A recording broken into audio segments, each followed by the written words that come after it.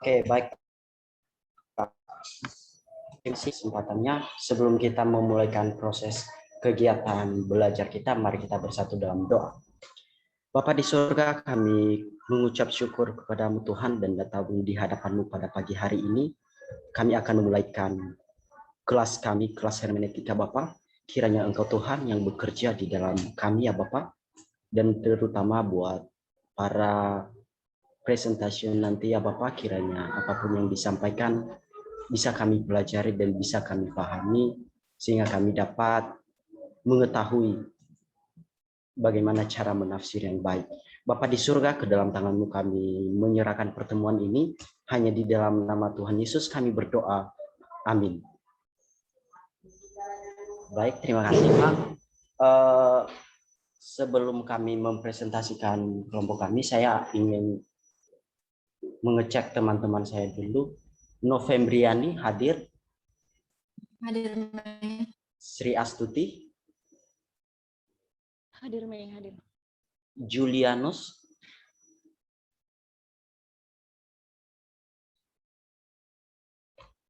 Apakah Julianus sudah bersama-sama dengan kita di tempat ini? Sepertinya belum. Oke, mungkin Julianus akan menyusul. Dan sekedar Bapak, satu lagi teman kami, Dedi Rahmat, baru diinformasikan tadi pagi ini kepada teman kami Novembriani bahwa HP-nya sedang rusak, Pak. HP-nya sedang rusak, jadi tidak memungkinkan untuk join. Dia pinjam HP mamanya tadi, Pak, untuk memberitahukan kepada teman kami Novembriani. Dia tinggal di mana ya, Dedi ini? Di Nias, Pak. Sudah kembali ke kampung, Pak. Gara-gara ini kemarin, kalau tidak salah, vaksin. Begitu. Ya, tolong disampaikan ke itu, ke Sekretaris Prodi ataupun ke Kaprodi. Kalau tidak ikut perkuliahan seperti ini, ya beberapa hari, ya nanti dia akan mengalami kerugian banyak, begitu. Yang pasti untuk mata kuliah ini nilai presentasinya tidak ada. Ya, jadi disampaikan saja ke, mungkin nanti Davin ya bantu sampaikan ke ketua kelasnya, karena saya nggak tahu wali akademiknya dia siapa, apakah dia sudah hubungi wali akademiknya atau belum. Oke. Baik Pak, nanti saya. Salah seorang yang tidak presentasi atau yang belum giliran presentasi bisa hubungi siapa tadi yang belum datang, Julianus atau siapa ya. Sama Salah satu dari kelompok 4. Ya. Saya hadir Pak, saya hadir Pak. Oh ada Julianus sudah hadir. Oh tadi nggak menyaut. Sudah ya, berarti lengkap kecuali Dedi tadi ya. Untuk Ya, Dedi nanti betul, Pak. Davin bisa hubungi Kaprodi ataupun Sekprodi ya, menginfokan masalah ini. Baik, oke, nanti silakan. Maaf Silakan, Pak, izin off cam Pak untuk mempresentasikannya Pak. Ya.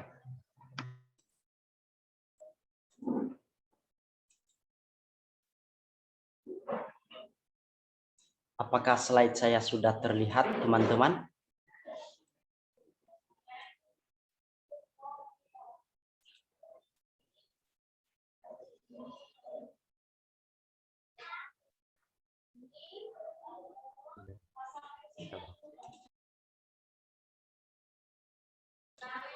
Oke, terima kasih kesempatan yang telah diberikan kepada kelompok kami, kelompok keempat, untuk memaparkan hasil diskusi kami yang telah dipercayakan oleh Bapak Pengampu, Bapak Yehuda, mengenai hermeneutika terhadap kitab-kitab Taurat. Nah, ada beberapa slide yang akan saya langkahi pada pertemuan ini karena ini membahas mengenai hermeneutika, dan seperti yang dikatakan oleh Bapak tidak bisa diulang langsung masuk pada pembahasannya saja. Sekarang kita masuk pada pembahasannya saja, teman-teman. Nah, sebelum kita masuk pada pembahasan intinya, sekarang kita masuk pada batasan masalah dulu, supaya bisa teralur nanti pada saat kami mempresentasikannya. Nah, kami dari penulis memberikan batasan masalah dari berbagai macam persoalan yang terdapat pada latar belakangnya. Ini penulis hanya berfokus pada bagaimana cara melakukan penafsiran yang tepat khusus kelima kitab Taurat. Nah, seperti yang kita ketahui bahwa kelima kitab Taurat itu adalah kitab Kejadian, Keluaran, Imamat, Bilangan, ya, dan yang satunya itu Yang satunya, yang untuk itu penulis menentukan hanya memfokuskan untuk melakukan penafsiran pada kitab Keluaran saja. Kitab Keluaran lebih tepatnya pada pasal yang ke-20 ayat 2 sampai ke-3 dengan menggunakan studi eksegesi yang kami lakukan supaya kita langsung masuk pada penerapannya saja. Nah, sekarang kita masuk pada pembahasan. Nah, ada 4 topik besar yang akan kami bahas pada pagi hari ini adalah yang pertama studi penafsiran secara gramatikal dan leksikal, yang kedua adalah studi penafsiran secara konteks, yang ketiga adalah studi penafsiran secara historikal, dan yang terakhir adalah studi prinsip penafsiran maksud tujuan penulis Keluaran 20 ayat 2 sampai dengan yang ke-7. Nah, sekarang kita masuk pada poin yang pertama adalah studi penafsiran secara gramatikal dan leksikal. Studi ini dilakukan dengan cara mencari bahasa aslinya dalam bahasa Ibrani, lalu diadakan perbandingan antara terjemahan Ibrani ke bahasa Inggris, lalu diterjemahkan kembali ke bahasa Indonesia untuk mengetahui makna aslinya dan dilakukan prefaras terlebih dahulu dari perkata. Nah, untuk mengetahui arti dari maksud ayat yang kedua dan ketiga ini perlu kita ketahui, dan perlu kita mengetahui juga dari asal katanya dari bahasa Ibrani sendiri. Ketika kita melihat bahwa kitab Perjanjian Lama bahasa aslinya adalah bahasa Ibrani, kitab Perjanjian Baru adalah bahasa Yunani. Langsung saja kita masuk pada ayat yang kedua sampai yang ketiga. Nah, dalam bahasa Inggris dikatakan, I am the Lord your God who brought you out of the land and Egypt, out of the house of slavery. Nah, kita akan coba menerjemahkan dari satu persatu, dari kata per kata. Yang pertama adalah kata I, yang dalam bahasa Ibrani adalah Anoki, yang merupakan kata ganti orang pertama tunggal umum. Yang kedua adalah kata I'm the Lord, yang artinya kalau bahasa Ibrani adalah Yahweh, dan sering orang Israel menyebutkannya adalah YHWH, yang merupakan sebagai kata benda tunggal maskulin, yang artinya Tuhan, nama yang tepat dari Allah Israel. Allah dari Israel. Yang ketiga adalah Wu. Wu yang ketiga, oh bukan. Ya betul, yang ketiga adalah your God. Yang ketiga adalah your God. Yang bahasa Ibrani adalah Eloheka, yang artinya adalah merupakan kata benda konstruksi jamak maskulin, bisa juga sebagai orang kedua maskulin tunggal yang artinya dewa, Tuhan yang tertinggi ataupun hakim yang sifatnya superlatif. Dan yang keempat adalah Wu, yang bahasa Ibrani adalah Aser, yang merupakan kata ganti relatif, yakni siapa, yang, apa, itu, kapan, di mana, bagaimana, karena, agar. Nah, yang berikutnya adalah kata brought you out, yang artinya hosetika. Yang artinya hosetika merupakan kata kerja orang pertama tunggal ataupun orang kedua maskulin tunggal. Baru yang berikutnya adalah of the land, ataupun bahasa Ibrani adalah meeres, yang merupakan kata benda tunggal feminin, bumi ataupun tanah. Kelah Egypt, yang bahasa Ibrani adalah Misrayim. Merupakan kata benda ataupun tepat tunggal feminim. Baru yang berikutnya adalah kata out of the house, yang bahasa Ibrani adalah midbed. Baru yang berikutnya adalah of slavery, yang berikutnya adalah kata of slavery, yang bahasa Ibrani adalah abadi. Nah, dari dari pembahasan yang telah kita lakukan dari ayat yang kedua sampai ketiga itu dengan studi penafsiran secara gramatikal dan leksikal. Nah, sekarang pada yang berikutnya adalah adapun catatan yang perlu kita perhatikan ketika kita mempelajarinya, yaitu dari sebelumnya ini adapun catatan yang pertama adalah dikatakan di sana adalah di kitab kita di ayatnya yang kedua dan yang ketiga dikatakan, Akulah Tuhan Allahmu yang membawa engkau keluar dari tanah Mesir, dari tempat perbudakan. Yang ketiga dikatakan, jangan ada lain di hadapanmu. Nah, dikatakan di sana catatannya, Akulah Tuhan Allahmu yang sifatnya mengikat. Sifat mengikat perintah atas hati nurani tergantung pada otoritas yang mengeluarkannya. Agar tidak ada perselisihan tentang apa otoritas dalam kasus dekalog, Tuhan mengawali perintah itu sendiri dengan pernyataan yang berbeda ini. Nah, oleh siapapun mereka dikomunikasikan, dapat kita lihat catatan pertama tentang Keluaran 20 ayatnya yang pertama. Nah, di ayatnya yang ke-20, pasal yang 20, ya maksudnya pasal 20 ayat yang pertama dikatakan, lalu Allah mengucapkan segala firman ini. Nah, itu adalah perintah dari Yahweh sendiri, merupakan perintah dari Yahweh sendiri. Dan dilanjutkan dari ayat yang kedua adalah yang telah membawamu keluar dari tanah Mesir. Nah, dengan demikian menunjukkan sekaligus kekuatan yang maha kuasa serta kasih sayang dan perhatian yang paling lembut. Tuhan menginginkan ketaatan yang muncul dari cinta, bukan ketakutan. Nah, untuk selanjutnya untuk membahas mengenai studi penafsiran secara konteksnya ini, saya persilakan kepada teman kami Novembrian. Waktu dan tempat saya persilakan. Baik, terima kasih. Kedua kami adalah studi penafsiran secara konteks. Nah, perlu kita ketahui bahwa konteks itu berasal dari bahasa Latin, yaitu yang artinya bersama-sama atau menjadi satu. Sedangkan teks berasal dari sebutan tekstus yang berarti tersusun. Kata konteks ini dipakai untuk menunjukkan hubungan yang menyatukan bagian Alkitab yang ingin tafsir dengan sebagian atau seluruh Alkitab. Nah, penafsiran konteks merupakan penafsiran yang dilaksanakan terhadap isi dan maksud suatu ketentuan hukum yang didasarkan pada aspek keseluruhan Alkitab, bagian perikop dalam Perjanjian Baru, bagian perikop dalam sebuah kitab, ayat sebelum dan sesudah, dan kepada siapa nats dialamatkan.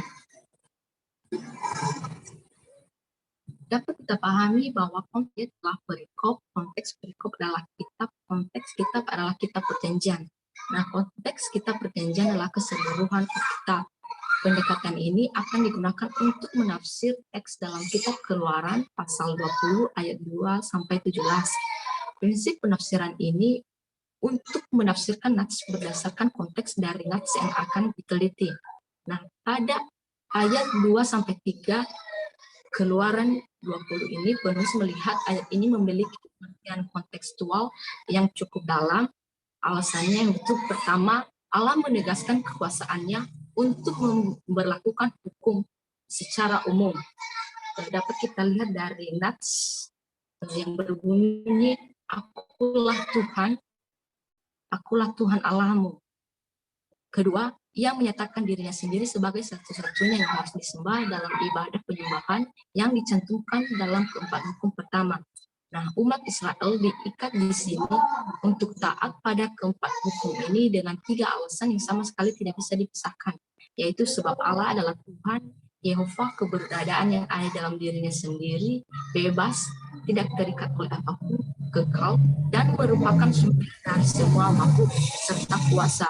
Oleh karena itu, ia mempunyai hak yang tak terbantahkan lagi. Oleh karena itu, ia mempunyai hak yang tak terbantahkan lagi untuk memerintah kita. Judul yang ketiga yaitu studi penafsiran secara historikal. Next. Nah, penulis berusaha menafsirkan alamat ayat dengan menemukan beberapa unsur dalam pendekatan tafsiran secara historikal atau sejarah, antara lain unsur latar belakang budaya dan letak geografis. Nah, karakteristik penulisan teks di dalamnya orang-orang pada waktu itu menurut kitab Keluaran khususnya dapat kita ketahui dari latar belakang Keluaran, yaitu kitab ini adalah kelanjutan dari kisah yang dimulai dari kitab Kejadian. Kitab ini diambil dari kata Yunani Exodus atau judul yang memang dipakai oleh Septuaginta, yaitu PL dalam bahasa Yunani, yang artinya keluaran atau keberangkatan. Kata ini menunjuk pada pembebasan bangsa Israel secara luar biasa dari penghambaan di Mesir oleh Allah dan keberangkatan mereka dari negeri itu sebagai umat Allah. Nah, kitab Keluaran ini ditulis oleh Musa dengan tema penebusan dan tanggal penulisannya diperkirakan sekitar 1445 sampai 1405 sebelum Masehi. Materi selanjutnya akan disampaikan oleh teman kami, Sri Astuti.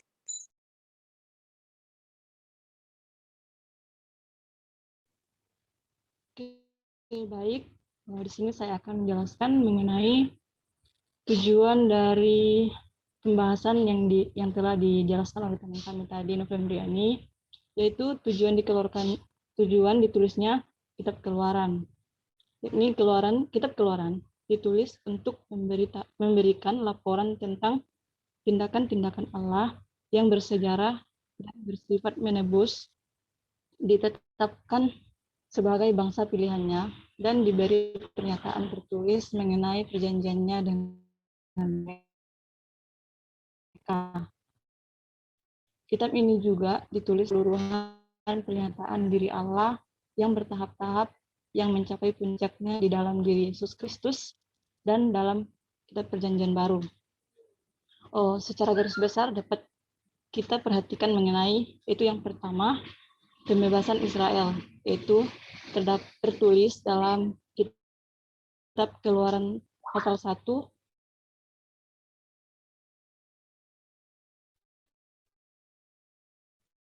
ayat yang pertama sampai ayat yang ke-18. Dimulai dari pendahuluan, yang ini tertulis dalam kitab Keluaran pasal 1 ayat 1 sampai ayat 17. Selanjutnya itu perbudakan di Mesir. Itu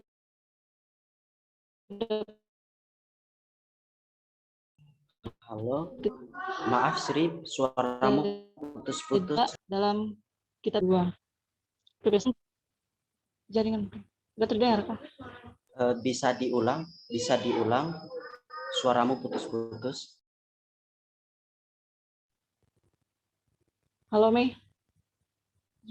Oke, sudah jelas. Ulang dari awal ya. Iya, secara garis besar saja. Oke. Secara garis besar dapat kita perhatikan mengenai yang pertama, yaitu pembebasan Israel. Itu dapat kita lihat dalam kitab Keluaran pasal yang pertama ayat 1 sampai ayat ke-18, yaitu pembebasan Israel ini dimulai dari pendahuluan yang tertulis dalam kitab Keluaran pasal 1 ayat yang pertama sampai ayat yang ke-17. Selanjutnya perbudakan di Mesir, yaitu tertulis dalam kitab Keluaran pasal 1 ayat yang ke-8 sampai ayat yang ke-22. Selanjutnya pembebasan yang dipersiapkan, yaitu tertulis dalam Keluaran 2 ayat yang pertama sampai ayat yang ke-4. Selanjutnya tugas Musa kepada Firaun, yaitu tertulis dalam Keluaran 5 ayat 1 sampai ayat yang ke-7. Dan selanjutnya keajaiban Allah di Mesir, itu dapat kita lihat dalam kitab Keluaran 7 ayat yang ke-8 sampai ayat yang ke-11. Dapat kita lihat juga dalam ayat yang ke-20. Dan yang terakhir yaitu Paskah dan kepergian Israel. Itu tertulis dalam kitab Keluaran 12 ayat yang pertama sampai ayat yang ke-15. Dan yang kedua yaitu mengenai Israel di Sinai. Israel di Sinai ini itu dapat kita lihat dalam kitab Keluaran yang pasal 19 ayat yang pertama sampai ayat yang ke-40. Dilanjutkan lagi dengan Israel di Sinai yang dimulai dari peresmian perjanjian di Sinai, yaitu dalam kitab Keluaran 19 ayat 1 sampai ayat yang ke-24. Selanjutnya aneka petunjuk untuk kemah suci dan imam, yaitu tertulis dalam kitab Keluaran 24 ayat yang ke-12 sampai ayat yang ke-31. Dan yang terakhir yaitu perjanjian dilanggar dan dipulihkan, itu sampai ayat yang ke-34. Baik, untuk pembahasan selanjutnya akan dijelaskan oleh Julianus.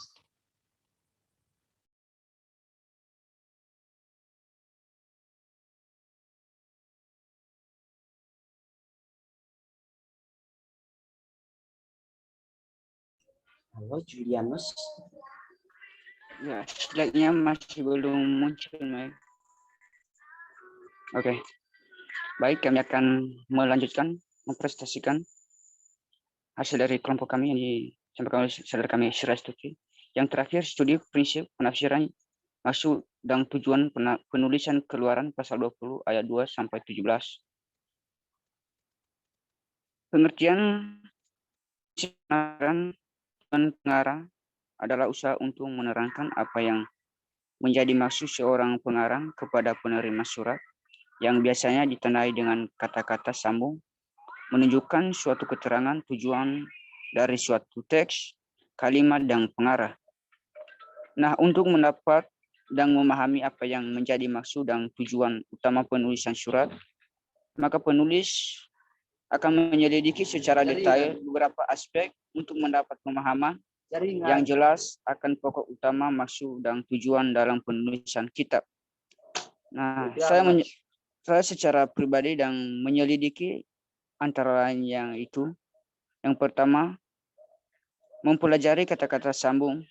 Yang kedua, memperhatikan garis-garis besar dan penulisan. Ketiga, ketidak mempelajari latar belakang peristiwa untuk menemukan maksud penulis. Dan yang terakhir kami serahkan kepada saudara kami, Dedi.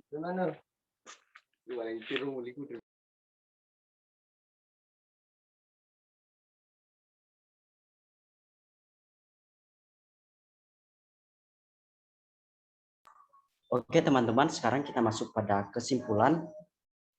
Karena teman kami Dedi tidak dapat join bersama-sama dengan kita.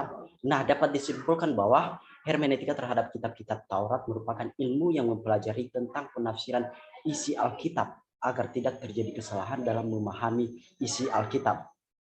Oleh karena itu, sebagai eksegator ataupun sebagai kita harus mampu mengetahui langkah-langkah dalam menafsirkan suatu ayat Alkitab agar tidak terjadi penyimpangan makna.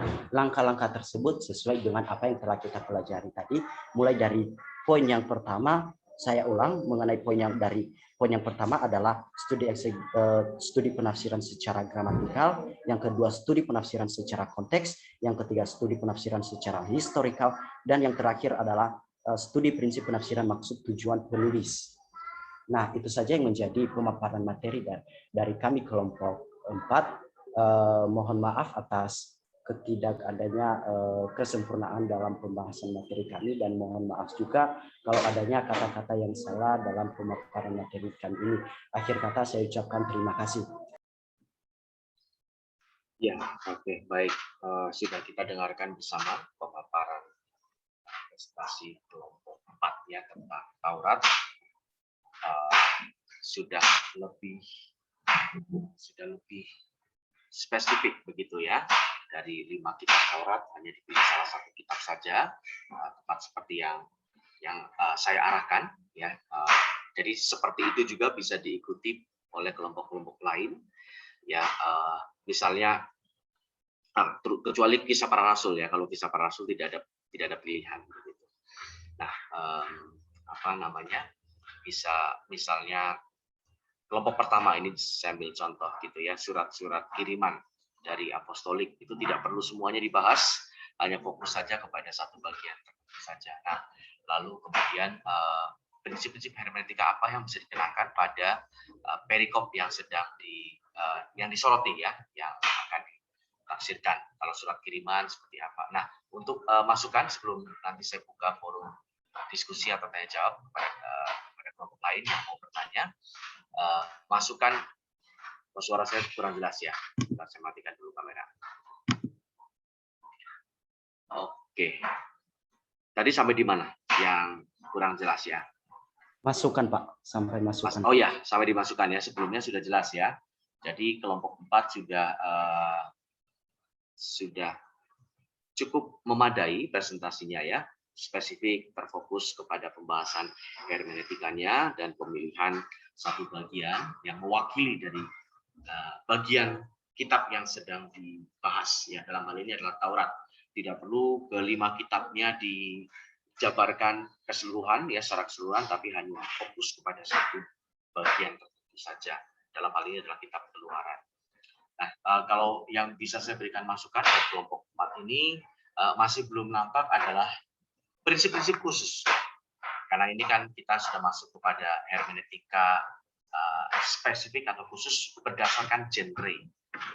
Dan tadi pemilihan kitab Keluaran pasal yang ke-20 itu masuknya ke dalam hukum ya, sesuai dengan yang diminta ya. Jadi Taurat atau the law atau bagian hukum begitu ya. Nah, kelompok saya belum melihat ya. Nanti coba kalau bisa dijawab atau dipertanggungjawabkan gitu ya. Apa yang spesifik prinsip penafsiran yang berlaku khusus pada kitab-kitab hukum ya, atau Taurat ini yang tidak dapat diterapkan ke dalam penafsiran genre yang berbeda. Jadi tadi masih bersifat umum ya, ada latar belakang historisnya, ada leksikal, gramatikal yang tidak salah ya, memang itu betul, itu prinsip penafsiran umum. Tapi nanti bisa ditambahkan apa yang prinsip-prinsip hermeneutika khusus yang secara spesifik hanya bisa diberlakukan pada kitab-kitab hukum, misalnya kitab Keluaran. Oke, tapi overall sudah cukup baik ya, bahkan sudah sangat baik untuk kelompok ya. Oke, selanjutnya saya berikan kesempatan untuk kita berdiskusi dari kelompok-kelompok lain. Pertanyaan kepada kelompok 3 dan kelompok 4 ya. Jadi kelompok 3 kemarin belum sempat diskusi, kita bisa isi dengan sesi diskusi di hari ini ya. Bagi kelompok lain yang mau bertanya atau mendalami pembahasan tentang hermeneutika Kisah Para Rasul, bisa diajukan pertanyaan-pertanyaannya pada kesempatan sekarang ini ya. Juga kepada kelompok 4 ya, tentang Taurat. Nah, dimulai dari Aldo Master ya. Silakan Aldo Master. Ini ngomong-ngomong nama aslinya Aldo Master begitu ya. Namanya bagus ya, ada Master. Dari orang tua Master gitu ya. Jadi belum sarjana udah Master duluan. Keren ini orang tuanya kasih nama futuristik gitu ya. Oke, silakan Aldo. Ya, terima kasih untuk pemaparan dari kelompok 4 tadi ya, yang cukup baik, yang sangat baik malah ya, seperti Bapak bilang. Saya ingin mengajukan pertanyaan kepada kelompok 4 ya. Tadi kan di bagian studi penafsiran kan kelompok 4 menggunakan studi gramatikal dan leksikal ya. Nah, pertanyaannya itu apa yang mendasari kelompok? Kenapa sih? Oh, sorry, terpencet. Oke, saya ulang lagi. Bagian studi penafsiran kan kelompok 4 menggunakan studi gramatikal dan leksikal ya. Nah, pertanyaan saya itu apa yang mendasari kelompok 4 bahwa yang mendasari kelompok 4 yang mempercayai kalau studi ini cocok gitu untuk kitab Keluaran gitu. Apa yang mendasarinya begitu. Lalu kan tadi kelompok 4 hanya menjelaskan kelebihan dari studi ini ya. Tidak menjelaskan kekurangan dari studi gramatikal dan leksikal gitu. Bisa dijelaskan kekurangan dari studi penafsirannya seperti apa. Lalu yang terakhir, apakah studi penafsiran ini mutlak gitu, apakah kitab Keluaran mutlak harus menggunakan studi seperti ini, apakah nggak bisa menggunakan cara penafsiran yang lain gitu, karena sekilas ya saya melihat di artikel di Google ya, ternyata kitab Keluaran ini bisa menggunakan studi yang lain gitu, seperti contohnya di kitab Keluaran 20 ayat 3 sampai 17 itu ini saya baca sekilas ternyata bisa menggunakan metode kanonikal, atau bahkan di Keluaran 4 itu menggunakan metode analisis naratif ternyata. Jadi apakah studi peta penafsiran yang digunakan kelompok ini mutlak hanya gramatikal dan leksikal, nggak bisa menggunakan studi lain gitu. Terima kasih. Lalu untuk kelompok 3 boleh langsung aja gak, atau dijawab dulu oleh kelompok 4? Untuk mohon maaf, kalau bisa diulang yang keduanya tadi. Yang saya tangkap yang pertama adalah apa yang mendasarkan kelompok mengatakan bahwa penafsiran gramatikal ini cocok untuk dan ya. Lalu kekurangannya apa? Yang kedua kekurangannya. Nah, ya kekurangan. Lalu yang tadi yang terakhir tangkap gak, men? Yang apakah mutlak penafsiran iya, yang menggunakan ini dikhususkan untuk ini? Menggunakan ya, sudah. Gitu. Lalu untuk kelompok 3 apakah langsung saja Pak atau dijawab dulu oleh kelompok 4 Pak? Bisa langsung saja mungkin bisa langsung diajukan pertanyaan sekalian sembari kelompok 4 mempersiapkan jawabannya ya. Lalu bisa langsung mengajukan pertanyaan untuk kelompok 3, silakan. Baik. Terima kasih untuk kelompok 3 juga. Saya ingin bertanya sih, kan minggu kemarin kelompok 3 ada membahas tentang doktrin jadi kisah para rasul ya. Ini saya bukan bertanya ke bagian penafsiran atau hermeneutik sih, cuman dasarnya aja gitu yang masih membuat saya bingung. Kan kelompok 3 minggu kemarin ada membahas kalau nggak salah doktrin tentang bahasa roh ya di kisah para rasul ya. Itu kok nggak salah di kisah para rasul 2 itu ya. Nah, pertanyaan saya itu, menurut kelompok itu bahasa roh yang dimaksud oleh kisah para rasul itu bahasa roh seperti apa sih? Menurut kelompok, kan kelompok ada menyinggung doktrin bahasa roh ya minggu kemarin. Nah, bahasa roh seperti apa yang dimaksud oleh kelompok di dalam kisah para rasul? Itu aja sih. Terima kasih.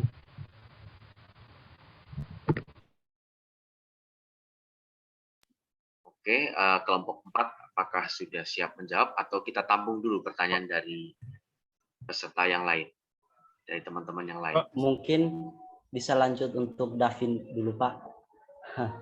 Sorry Pak, ya.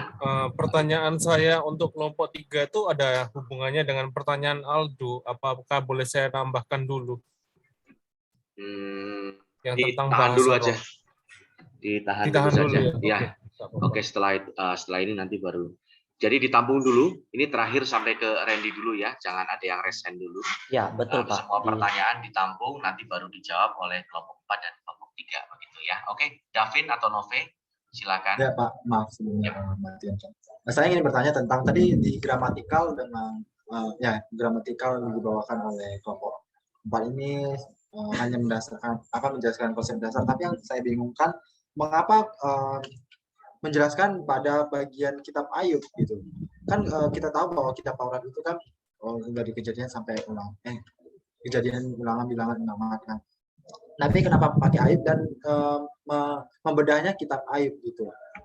Mengapa kelompok tidak membuat dalam kitab Taurat tersebut? Nah, kalau memang ada, boleh dijelaskan kepada kami gitu. Kalau memang kelompok sudah membedah kitab Taurat ini melalui gramatikal, tunjukkan bahwa kitab Taurat ini ada mengandung unsur hermeneutik gramatikal seperti itu. Terima kasih.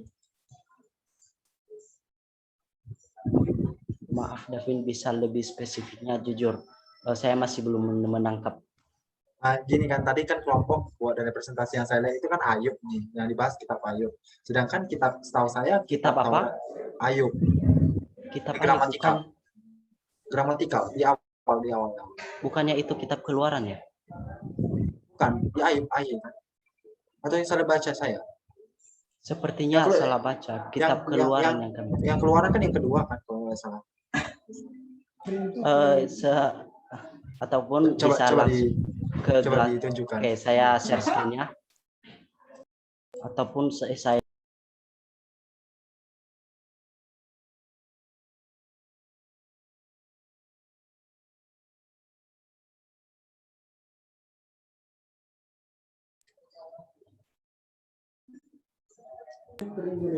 Nah, ini studi penafsiran secara gramatikal dan leksikal. Yang Ayubnya yang mana ya? Makanya saya agak bingung juga. Itu karena saya dengar tadi, aduh berarti saya sama. Oke, kalau gitu kembali ke pertanyaan kan gramatikal dan secara leksikal. Itu kan kalian ambil dari Keluaran 2 ayat Ayat. Keluaran pasal 20 ayat 2 sampai yang ketiga. Nah, ini secara gramatikal dan leksikal ya. Iya, betul. Oke. Berarti saya salah lihat. Oke, thank you, Meiman. Oke, sama-sama. Oke, selanjutnya Randy, silakan. Oke. Saya melanjutkan pertanyaan Aldo dulu yang untuk kelompok 3. Tadi kan tentang bahasa roh kan. Saya mau tahu kalau menurut penafsiran pendekatan hermeneutika yang telah dipelajari oleh kelompok 3, apakah bahasa roh itu bisa terus dipakai sampai sekarang atau hanya pada zaman tersebut, situasional pada zaman tersebut? Karena ada beberapa teolog mengatakan bahasa roh itu hanya untuk membuktikan turunnya Roh Kudus pada waktu itu. Gitu.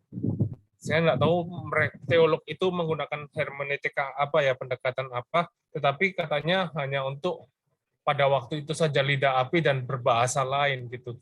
Tetapi di zaman sekarang banyak teolog juga yang menyuruh, bahkan ada gereja-gereja yang menyuruh kita untuk mempelajari bahasa roh. Nah, pendekatan hermeneutika apa yang menurut kelompok paling tepat untuk bahasa roh ini, dan landasan hermeneutikanya apa sehingga bahasa roh itu bisa digunakan untuk sekarang atau hanya pada waktu itu gitu. Itu untuk kelompok 3. Terus untuk kelompoknya Meiman, tadi kan dibuat ruang lingkupnya di di Keluaran 20 ayat 2 sampai 3 kan. Tapi saya mau ada pertanyaan nih. Di Keluaran 20 ayat 3. Jangan ada padamu Allah lain di hadapanku. Menurut penafsiran yang ada dan penafsiran yang dilakukan oleh kelompok dengan pendekatan dan prinsip hermeneutika, Allah lain yang tergolong atau disebutkan di sini itu apa saja atau siapa saja Allah lain yang disebutkan di sini, dan landasan hermeneutikanya apa? Dan untuk penerapan ke masa sekarangnya Allah lainnya bagaimana gitu dengan landasan hermeneutika yang dipilih oleh kelompok.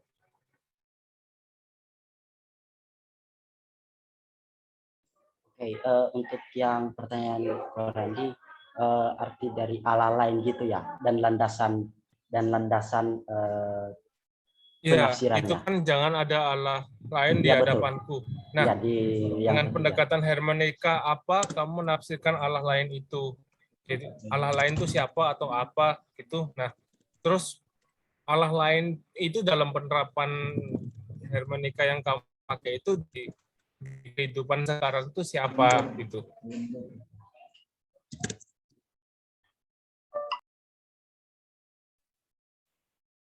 Baik. Saya akan menjawab. Kami dari kelompok 3, Pak, menjawab pertanyaan dari Waldo.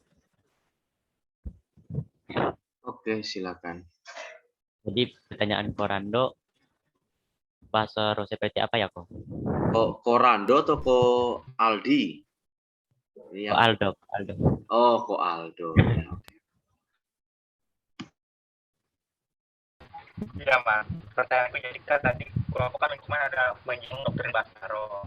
Nah, itu kan bahasa roh ada di kisah para rasul 2 kalau nggak salah ya. Nah, menurut kelompok itu bahasa roh seperti apa yang dimaksud oleh kisah para rasul tersebut? Begitu. Terima kasih. Pak, bahasa roh itu bahasa orang rasul-rasul, kok.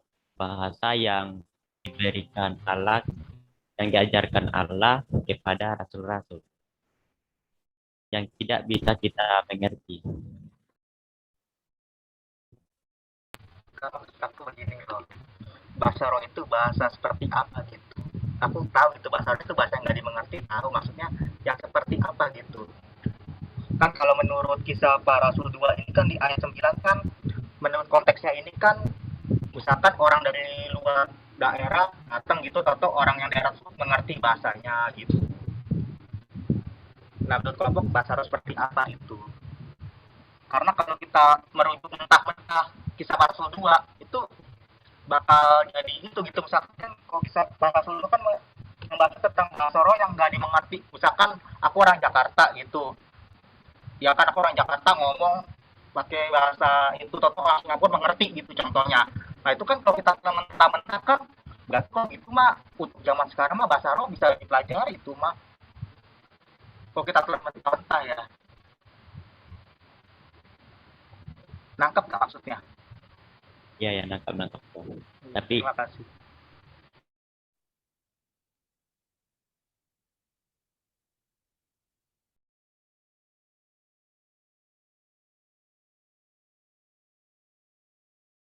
mungkin teman-teman kelompok lain, teman-teman satu kelompok saya maksudnya, ada yang mau menjawab?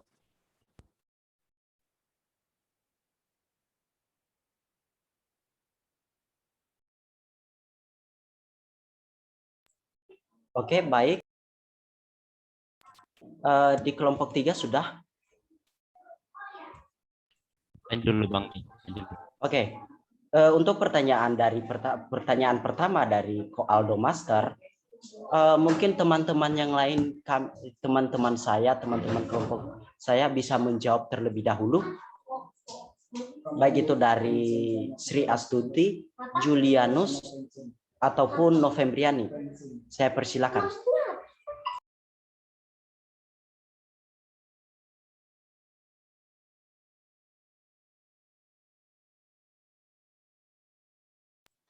Oke, karena tidak ada sahutan, saya akan menjawab pertanyaan dari Waldo yang pertama.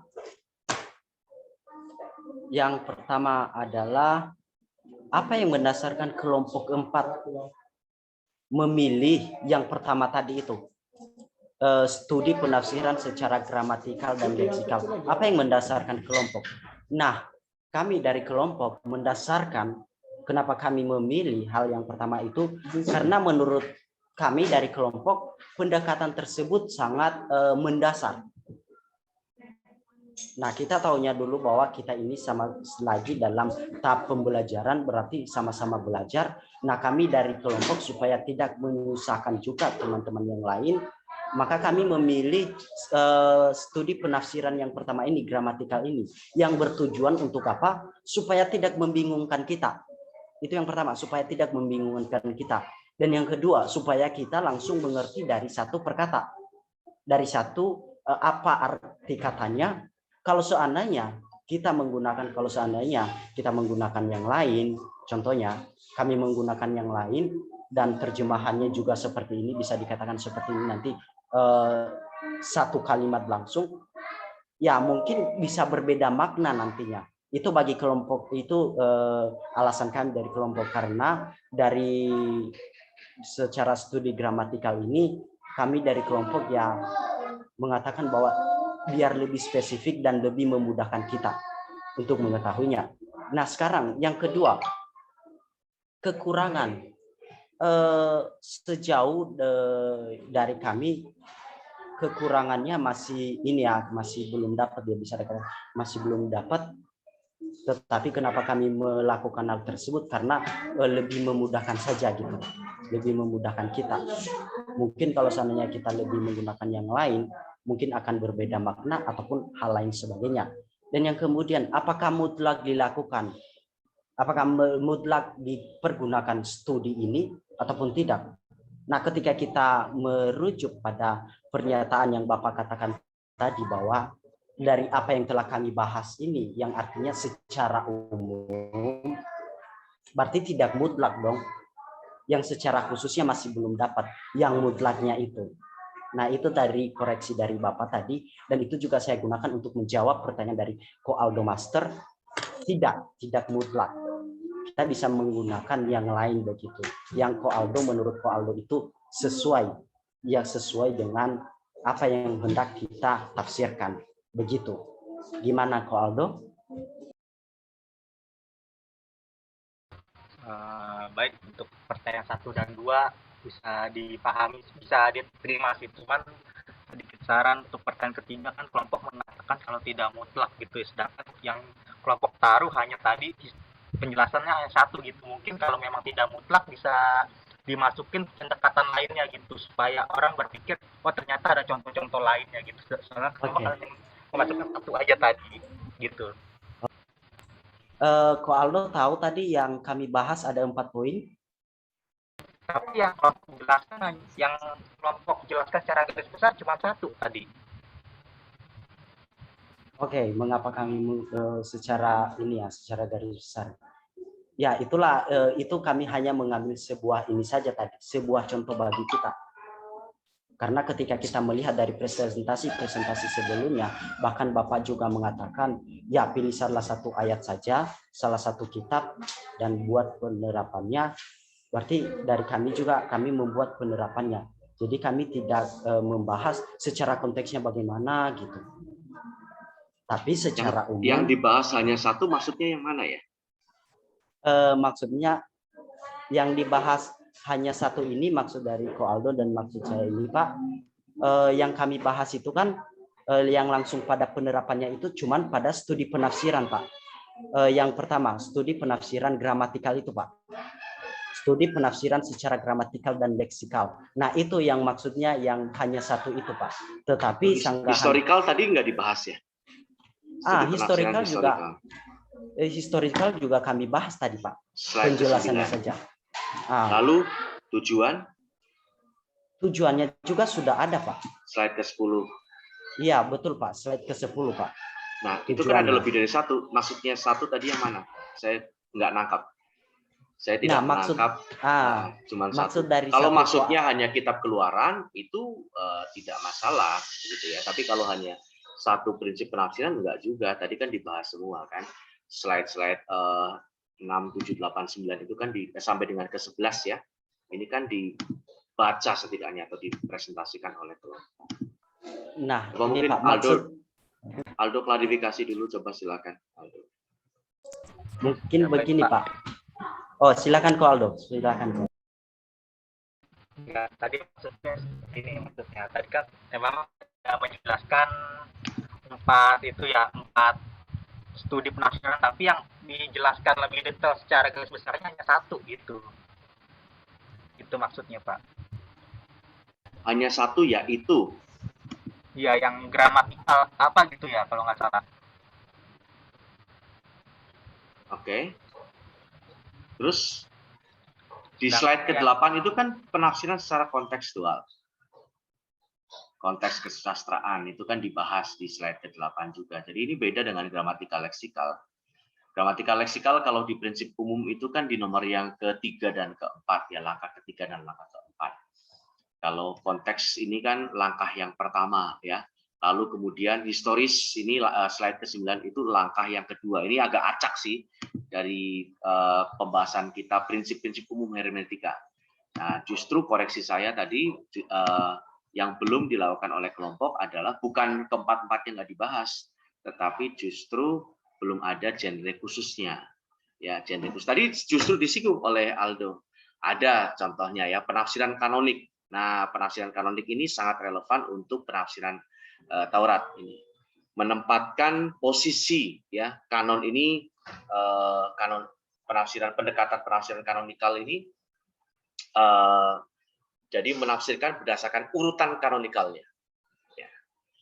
Alkitab urutan kanon ini ya, kitab Kejadian, Keluaran dan seterusnya itu ada di awal, itu bukan tanpa maksud, bukan secara tidak sengaja, tetapi ada kesengajaan, ada maksud tertentu ditempatkan di urutan pertama dalam kitab kanonikal ya, bahwa kitab-kitab Taurat ini menjadi landasan dari kitab-kitab lain dalam Perjanjian Lama. Dan seluruh kitab Perjanjian Lama menjadi landasan bagi kitab-kitab Perjanjian Baru. Nah, ini itu pendekatan penafsiran kanonikal secara singkat gitu ya. Tadi sempat disinggung soalnya oleh Aldo begitu. Ini yang belum dipaparkan oleh kelompok. Nah, kalau maksudnya Aldo tadi kanonikal belum dibahas ya, memang itulah kekurangannya dari kelompok ini begitu ya. Tapi kalau yang 4 poin ya, 4 langkah atau 4 prinsip umum hermeneutika, saya lihat sih sudah dibahas justru oleh kelompok keempat. Ya, begitu. Oke, silakan dilanjutkan. Terima kasih Pak. Hmm. Terima kasih juga buat masukannya tadi ya, sempat singgung tentang pendekatan penafsiran kanonik ya, itu bisa dijadikan dan sangat relevan untuk ini ya, untuk pendekatan penafsiran bagi kitab Taurat. Dan ini tadi yang disebut ya sebagai pendekatan yang spesifik atau yang khusus. Ya, hanya bisa dikenakan pada kitab-kitab Taurat.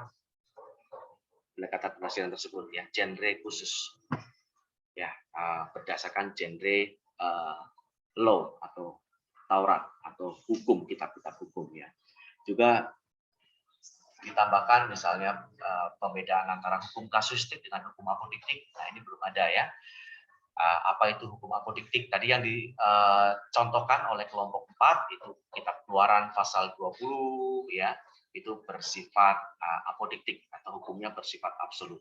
Bagaimana cara menafsirkan kitab-kitab bagian-bagian yang memuat hukum apodiktik atau hukum absolut? Itu ada prinsip penafsirannya tersendiri. Berbeda dengan hukum kasuistik. Ya, contohnya kalau hukum kasuistik misalnya di sini di Keluaran pasal 21 ayat 2 dan ayat 32. Coba silakan kelompok 4 dibacakan. Kalau tadi contohnya apodiktik jelas ya. Jangan ada padamu Allah lain di hadapanku. Nah, itu udah absolut, nggak ada persyaratan. Kita bandingkan dengan kasuistik. Keluaran pasal 21 ayat 2. Coba silakan dibaca. Oke, Keluaran ayat 21 pasal 21 ayat yang kedua dikatakan, apabila engkau membeli seorang budak Ibrani, maka haruslah ia bekerja padamu 6 tahun lamanya. Tetapi pada tahun yang ke-7 ia diizinkan keluar sebagai orang merdeka dengan tidak membayar tebusan. Ya, nanti bisa dibaca seterusnya ayat-ayat berikutnya ya. Coba sekarang lompat dulu ke ayat yang ke-32 dari pasal 21. Oke, ayat yang ke-32 dikatakan, tetapi jika lembu itu menanduk seorang budak laki-laki atau perempuan, maka pemiliknya harus membayar 30 shikal perak kepada tuan budak itu, dan lembu itu harus dilempari mati dengan batu. Ya, ini ciri-ciri hukum kasuistik ya. Hukum kasuistik ada klausulnya dan ada hukumannya atau ada sanksinya.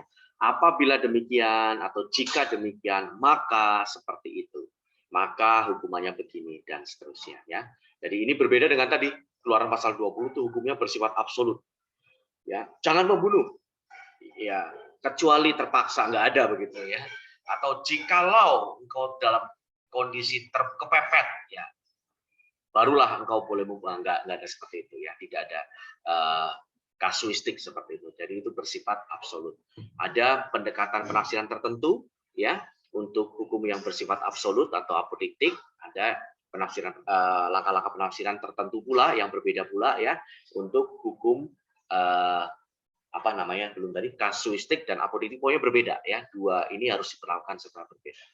Nah ini lebih spesifik ya, bisa ditambahkan nanti ke sana. Jadi nggak perlu presentasi ulang di minggu depan ya, tapi materinya bisa disempurnakan, bisa dilengkapi bagi kelompok 4. Begitu. Oke. Aldo sudah selesai pertanyaannya ya tadi ya, sudah dijawab semua. Sudah Pak. Untuk kelompok 4 sudah Pak. Untuk kelompok 4 sudah ya. Oke. Sekarang pertanyaan Aldo dan pertanyaannya Randi buat kelompok 3. Kelompok 3 silakan. Tadi kelompok 3 ya, pertanyaan tentang berbahasa roh. Berbahasa roh, silakan. Kelompok dulu. Oke, kelompok 3 sembari kami belajar dari pertanyaan dari Randi, saya persilakan dulu untuk kelompok 3 untuk menjawab pertanyaan tadi.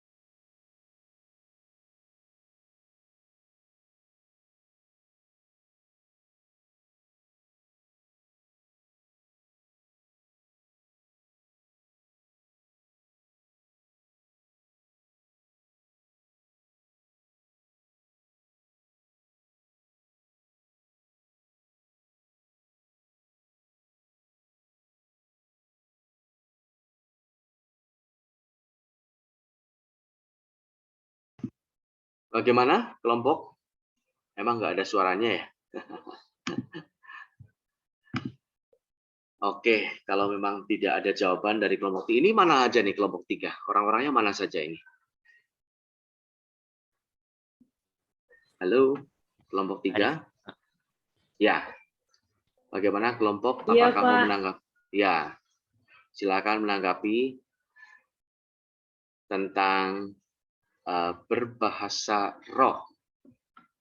Bahasa roh.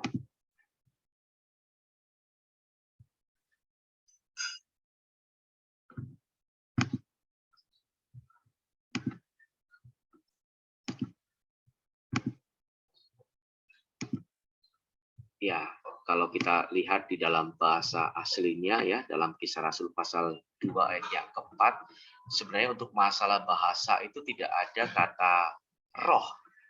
Ya. Kalau kita lihat bahasa Indonesia dulu aja deh, ya. Maka penuhlah mereka dengan Roh Kudus. Oke. Kai eples tesan pantes numatos, ini roh ya atau spirit ya, pantes numates jadi kepenuhan atau all things ya, numatos ini spirit atau the spirit. Ada bukan hanya spirit biasa tapi ada hagio, jadi kudus ya, holy spirit. Kai erhanto lalen heterais glosais katosto numa edido apofte gestai autois. Nah, kita lihat bahasa Indonesia dulu deh supaya lebih gampang ya. Maka penuhlah mereka dengan Roh Kudus. Mereka dipenuhi dengan Roh Kudus ya. Lalu mereka mulai berkata-kata dalam ini bahasa-bahasa lain. Oke. Lalein heterais glosais. Jadi ada kata lalein di sini ya. Laleo heterais. Nah, heterais glosais ya. Jadi berbahasa heterais. Heterais ini artinya berbeda dengan jenis yang dengan kualitas yang totally different ya. Misalnya bahasa Indonesia dengan bahasa Mandarin itu sama sekali berbeda. Tapi nanti ada istilah lain ya, alos. Dalam 1 Korintus itu ada alos ya. Itu berbeda tapi dalam kategori atau kelompok yang sejenis, nggak bisa berbeda juga ya, tapi yang cukup dekat begitu ya. Kalau heterais ini benar-benar berbeda, contohnya tadi ya bahasa Indonesia dengan bahasa Mandarin, itu nggak ada juntrungannya, tuh nggak ada mirip-miripnya. Tapi kalau bahasa Indonesia dengan bahasa Melayu, Malaysia, sama nggak? Bahasa Indonesia dengan bahasa Malaysia sama nggak? Beda ya, tetap bisa beda ya. Ada mirip-miripnya. Iya, Mirip, Pak. tapi tidak bisa dikatakan sama. Ya, mirip, tetapi tidak bisa dikatakan sama. Nah, ini tadi ya, heterais ini yang benar-benar berbeda. Jadi Kisah Rasul pasal 2 ini sangatlah istimewa, ya, sangatlah istimewa. Jadi ini tiada duanya, boleh dikatakan demikian. Tidak ada duanya. Heterais glosais, ya, lalein heterais glosais. Kalau kita bandingkan dengan 1 Korintus pasal yang ke-12, ya, ayat yang ke-10 misalnya. Di sini digunakan kata, nah, lagi-lagi sebenarnya kalau kita perhatikan bahasa Indonesia dulu ya. Kepada yang seorang roh dan seterusnya. Saya langsung sini. Kepada yang seorang ia memberikan karunia untuk berkat. Nah, ini di sini masalahnya. Dengan bahasa apa di sini? Dengan bahasa roh. Dengan bahasa roh. Ini cukup mendatangkan masalah. Ya, cukup mendatangkan masalah. Kalau kita compare dengan bahasa Inggrisnya, misalnya di sini. To another various kinds of tongues. Tongues. Bahasa. Another various kinds of tongues. Ada spiritnya nggak? Ada spiritnya. Spirit of tongues gitu ya. Atau spirits language gitu ya. Spirits apalagi? Ya, spirits of tongues nggak ada. Oke, karena memang kalau kita lihat di sini ya, heterogene gloson. Gloson ini language atau tongue, lebih kepada dialek sebenarnya ya. Nah, ini ada gene etnis, ya, race, kind. Jadi ini sama-sama bahasa Indonesia, tapi misalnya begini, Jawa Tengah dengan bahasa Sunda. Ya, ada mangga sama monggo. Ya, terus ada apa lagi?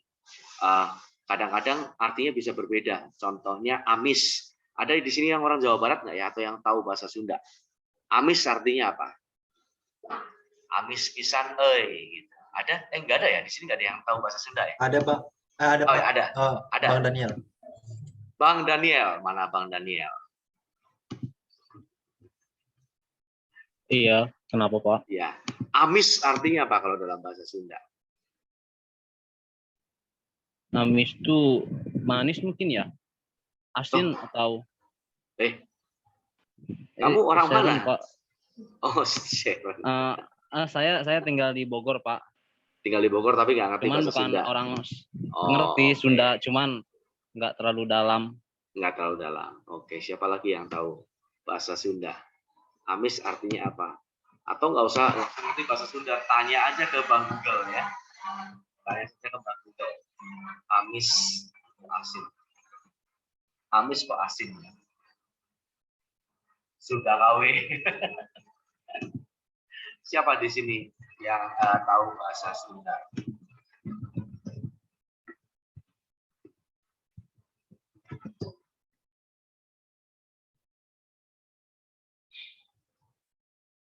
Nah, ini ya, sebentar ya.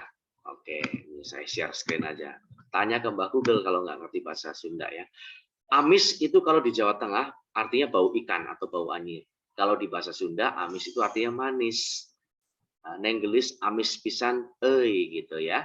Berarti cewek, seorang gadis yang manis sekali gitu ya. Jadi sama-sama di Jawa satu pulau ya. Oh, ini satu lagi nih. Ada contoh lagi. Masih di itu slide yang sama atau di situs yang sama. Cokot itu kalau dalam bahasa Jawa artinya menggigit. Tak cokot, gitu ya. Menggigit artinya. Namun kalau dalam bahasa Sunda, cokot itu artinya ambil. Jadi itu kalau kembali ke ayat tadi ya, ada kata tangs, apalagi di sini ada kata gene ya. Gene ini lebih kepada race atau kind ya, mengacu kepada etnis gitu, kepada bahasa dialek ya, lebih ke bahasa suku. Heterogene gloson ya, ini berarti sebenarnya berbicara dengan menggunakan dialek, dengan menggunakan aksen dari suku lain gitu, dari orang yang daerahnya lain. Nah, di sini heterogene gloson ya, berbeda dengan tadi yang ada di dalam Kisah Rasul ya. Dalam Kisah Rasul pasal 2 ayat yang keempat, oke, di mana mereka erhanto lalein heterais glosais ya, ada kata heterais glosais. Nah, jadi permasalahan hermeneutikanya terjadi ketika dua bagian yang konteksnya berbeda ya, tetapi dipaksakan untuk menjelaskan satu hal yang sama. Apalagi cuman menggunakan satu terjemahan Alkitab saja, dalam hal ini Alkitab bahasa Indonesia. With all due respect ya, dengan segala hormat, tidak mengurangi rasa hormat kepada Lembaga Alkitab Indonesia yang sudah sangat bekerja keras ya, berjerih lelah menerjemahkan Alkitab asli ke dalam bahasa Indonesia ya. Tetapi kalau dalam konteksnya hermeneutika dan eksegesis, kita tidak bisa hanya mengandalkan satu versi Alkitab saja. Jadi kita harus membandingkannya dengan berbagai terjemahan Alkitab ya. Coba New King James Version ngomongnya bagaimana, coba NIV tulisnya apa ya, coba bahasa aslinya bunyinya bagaimana, dan seterusnya dan sebagainya. Oh, ternyata kita temukan bahwa bahasa roh itu tidak ada kata pneuma di situ, tidak ada kata roh di situ. Nah, sudah ada masuk unsur doktrin atau pemahaman penerjemah ke dalam Alkitab terjemahan. Nah, lalu kemudian menimbulkan permasalahan hermeneutis. Ya, seperti itu. Tadi pertanyaannya Randy lebih ke mana? Tentang bahasa roh itu. Soalnya yang dari dari Kisah Rasul ini ada dikatakan kan, saya dengar ada apologet yang bilang kalau bahasa roh itu yang di sini, yang di Kisah Rasul itu bahasa lain saja.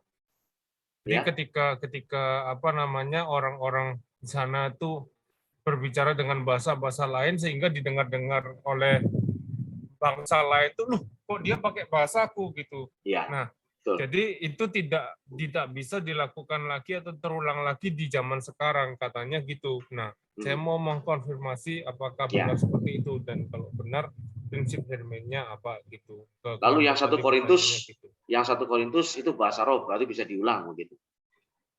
Kan masih menimbulkan permasalahan ya, karena sebenarnya tidak ada kata roh di situ. Dalam 1 Korintus pasal 12 itu tidak ada kata roh. Yang ada adalah apa tadi?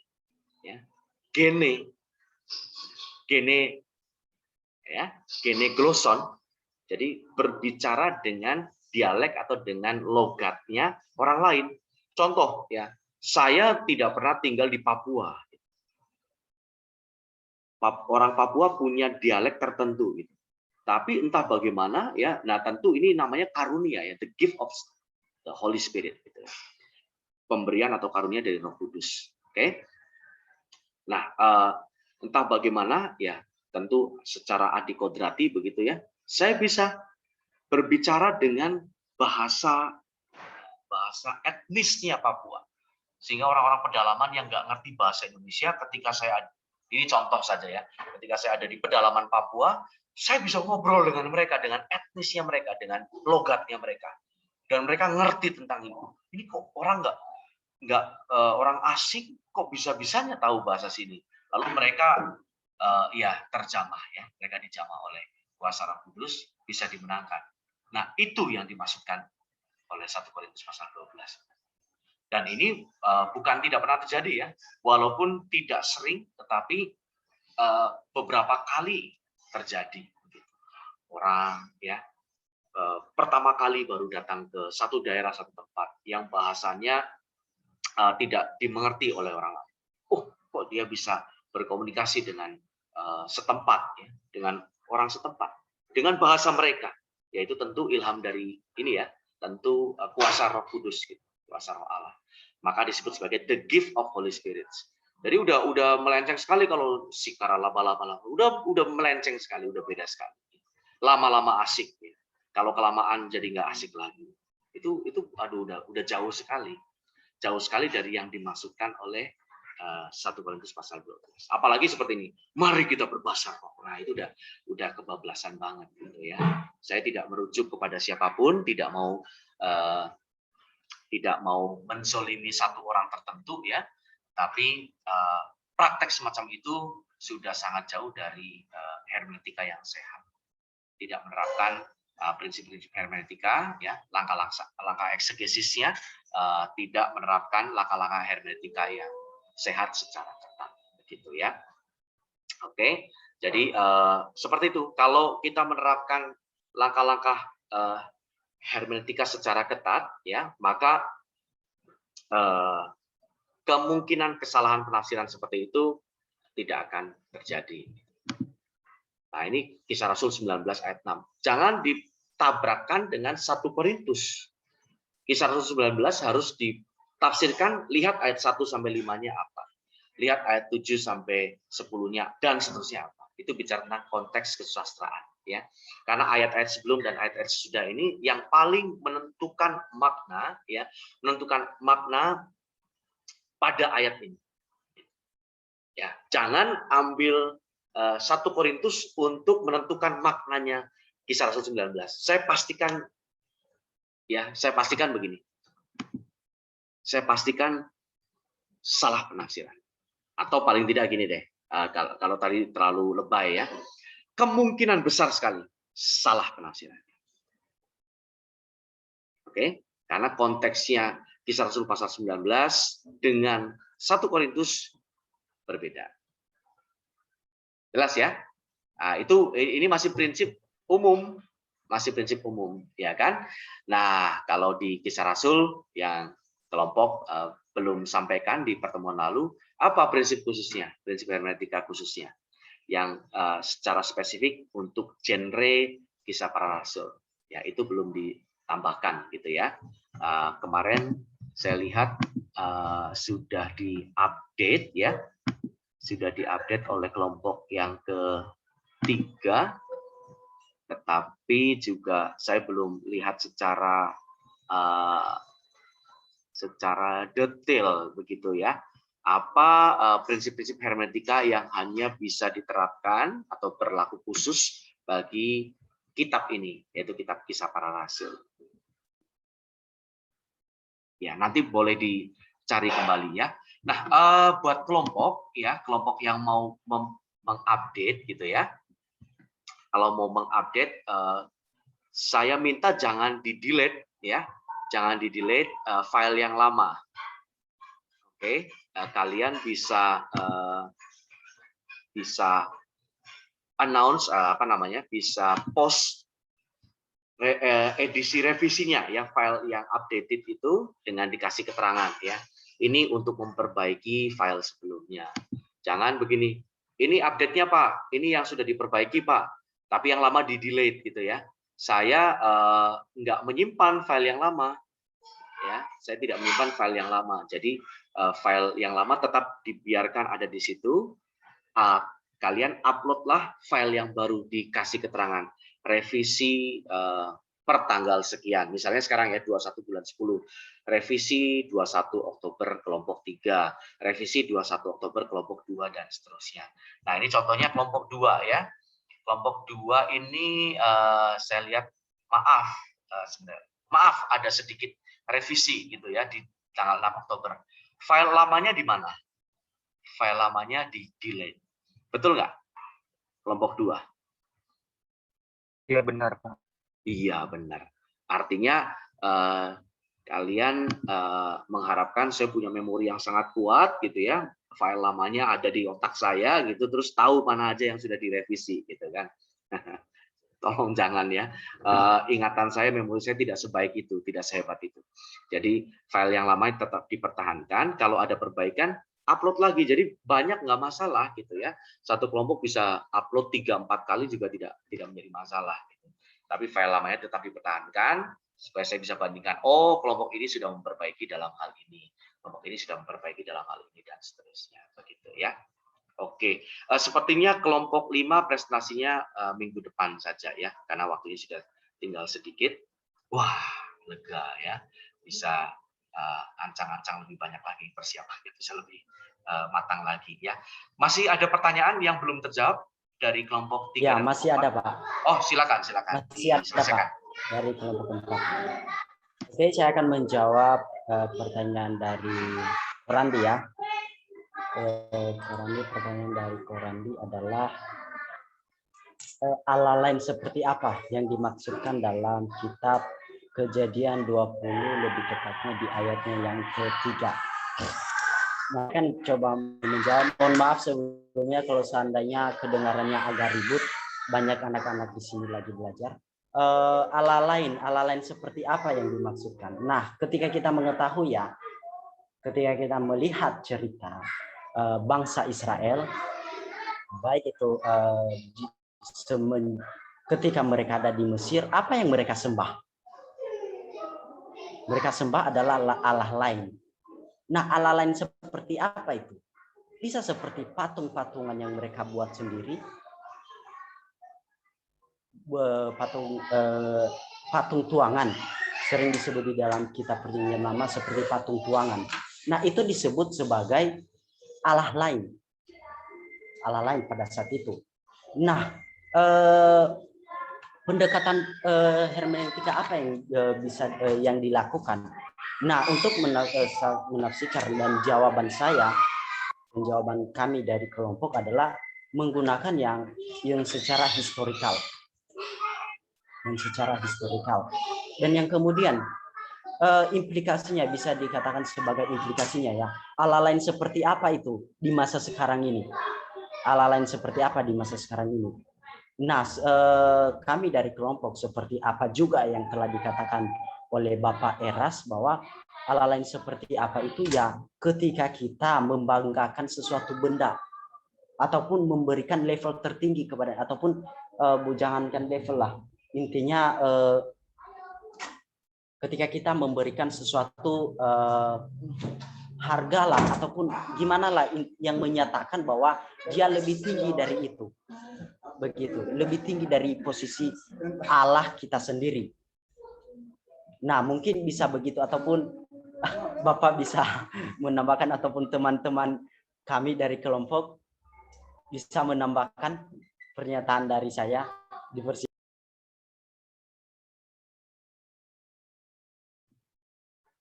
Oke, dari kelompok minggu depan libur. Wah, kok banyak sekali liburnya ya?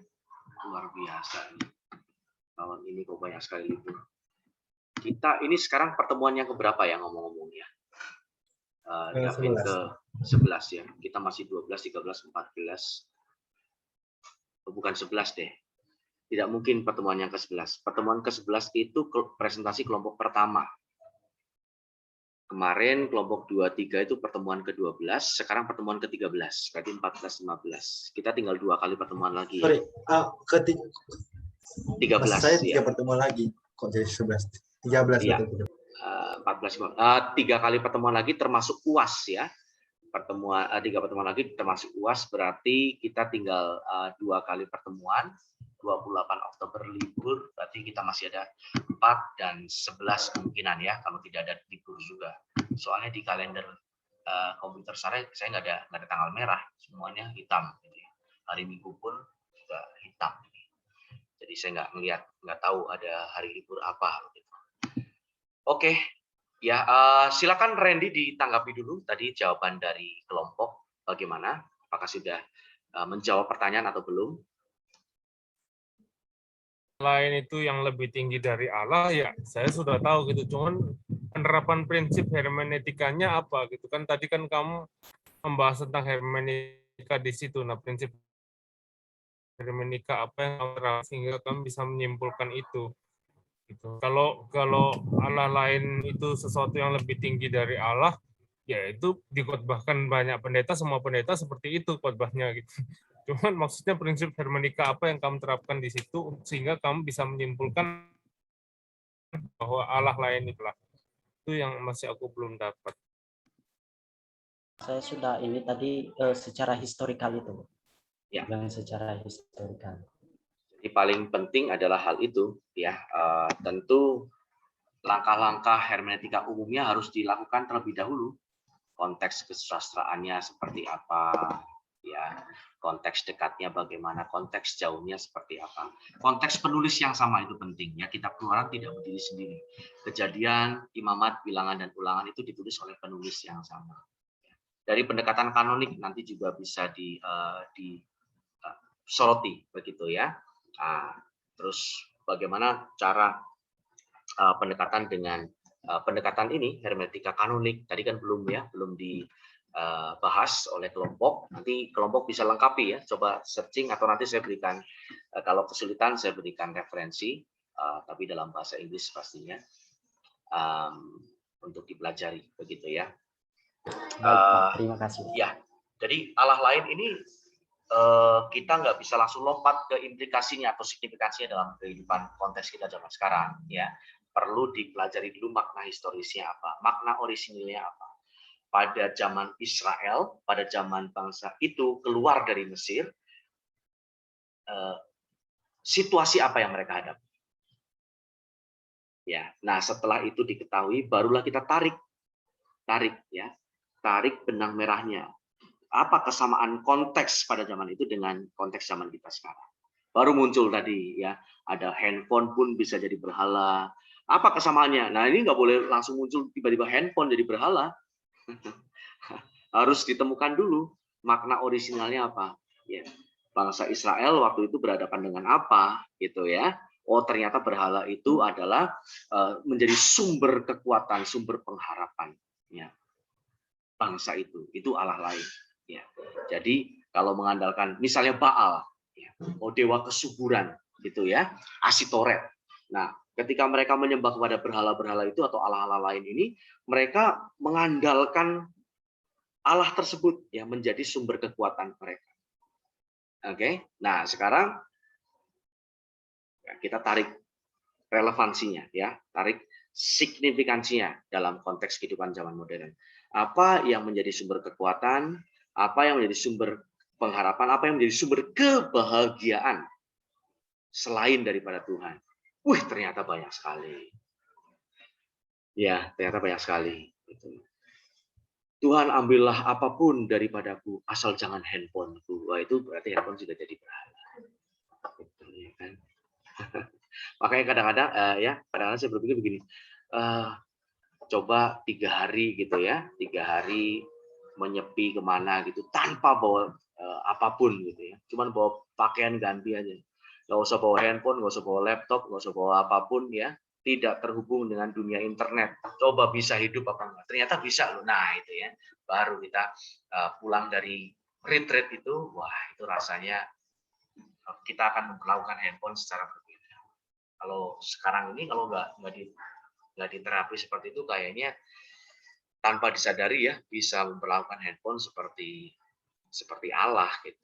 Aku tak bisa hidup tanpa, tapi gak bisa hidup tanpa dia. Siapa nih dia? Apa ini maksudnya Aldo nih? Kok kalimatnya bersayap gini? Dia ini siapa? Perlu Waduh, ditafsirkan terlebih dahulu sepertinya, Pak. ini ya. Ini nggak ada konteksnya, tahu-tahu langsung ada kalimat nih, bahaya ini ya kan?